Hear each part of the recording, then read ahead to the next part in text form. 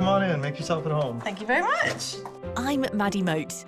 I've always been fascinated by how things are made, and that includes how we design our homes. Around the globe, what we all need from a home is the same, but somehow our dwellings are as different as we are. That is extraordinary. I'm curious to find out how location, community, environment, and history can influence our abodes, and also reflect our diverse passions and personalities. It's really unique and quirky. I immediately feel really at home here. So I'm going on a global adventure. Bonjour. Exploring unique houses and meeting their owners. I'm experimenting with what a house can be. I built with no rules. I didn't want to have a window. I wanted to do a disappearing corner. What? Who dare to dream, build, and live differently. I just had to come down here one more time before I leave, because just look at it.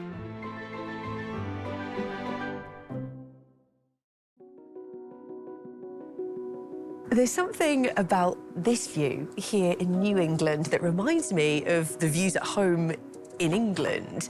My family don't live too far from the coast, and the sea views with the sand dunes and the wildflowers, it feels a bit like a home away from home. I'm on my way to meet with Stephen and John, who left the metropolis of Miami to connect with Mother Nature and live in the heart of the forest in Maine. Can we just take a minute to talk about this awesome zigzag path through these moss-covered boulders? The ferns, the trees, I feel like I'm in the Jurassic era.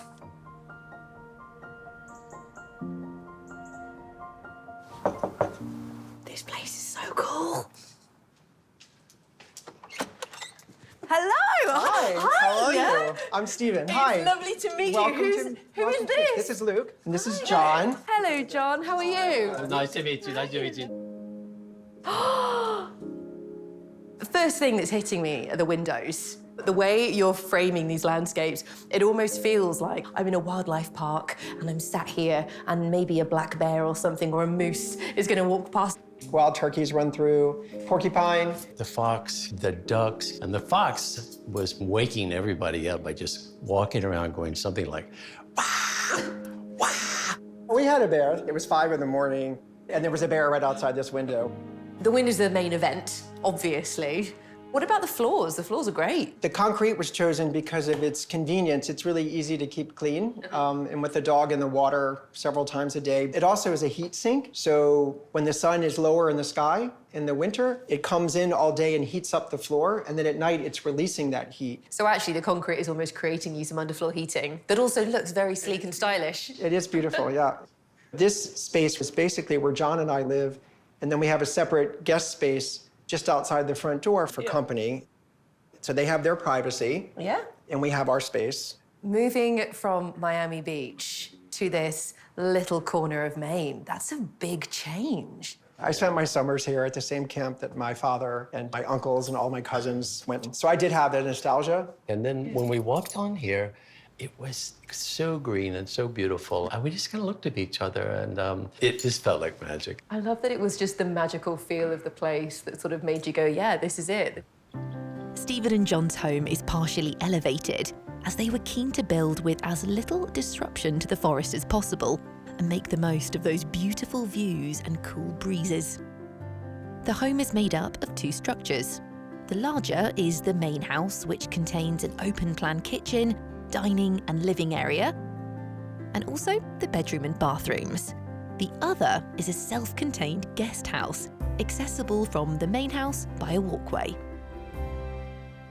It doesn't look like your typical cabin in the woods. It feels like you're trying to do something quite different. The first things you notice is it doesn't have a sharp peak roof, it has a flat roof. And the reason for that was to sort of have a low profile. I think one of our goals was to not overwhelm the space with what we were doing. So when you're out on the water looking back, you don't really see the house. So why have you gone with the different textures? Why do we have this light wood and the metal? The tones and the colors, they sort of blend in, so it really sits quietly. I like, though, that the reasoning is actually to let nature do the talking and for the home to sit here and respect the surroundings. The rationale behind the design was to be humbled by nature. Yeah. And sort of forget the big city and technology and everything in the built environment and how great we are as human beings, and just look what nature was able to do. Yeah.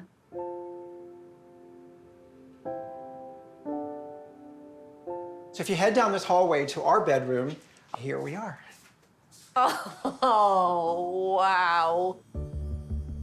There's waking up to a view, and then there is this. When you're lying down at night, you're looking at the stars because it's so dark here. I mean, And that black sky is pretty special. it's incredible. You don't just sort of get the landscape, but you get the sky as well. To be stargazing from bed, that's pretty special. Stephen and John's home is surrounded by perfumed pines, feathery ferns, and these. A geologist's dream. The boulders frame the house in such a beautifully ornamental and organic way. It's like it was just dropped right between them. The boulders here are a defining part of the landscape surrounding the property. If we ask the question, how did they get here? The answer actually starts 75,000 years ago, when this part of Maine was completely covered in a glacier. This ice started to melt and recede about 20,000 years ago. And as the glacier melted and receded, it would crack rocks, lift them, and would then move them to other places. And this is how they've ended up here. They're actually called glacial erratics, but I think they're magic. I'm curious to know how they built the house here in the forest, so perfectly nestled between these boulders. I can't even imagine what it was like to sort of see this piece of land and go, you know what, I'm going to build a house here. And I can see as well how you've actually made use of the boulders. Some of the boulders we had moved out of the way for the foundation areas, I was able to bring them back and rest them against the new foundation and then backfill the soil around them. So it gave the impression that our home rises up out of what was already existing. Our dock is actually supported by boulders in the water. If you want, we can go peek at that too. I absolutely want to take go. a peek? Yes, All right, well, let's please. go.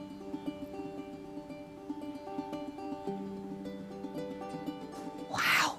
The house is actually quite literally disappearing. Have we come out here at the best time of day? It is the best time of day. That lovely cool breeze. We've got the sun on us now, surrounded by the water and the trees. It feels like this is a good place to be. Good for the soul. It has been such a wonderful experience spending time with Stephen and John in their home, tucked away in this land of forests and ancient glaciers. I just had to come down here one more time before I leave, because just look at it.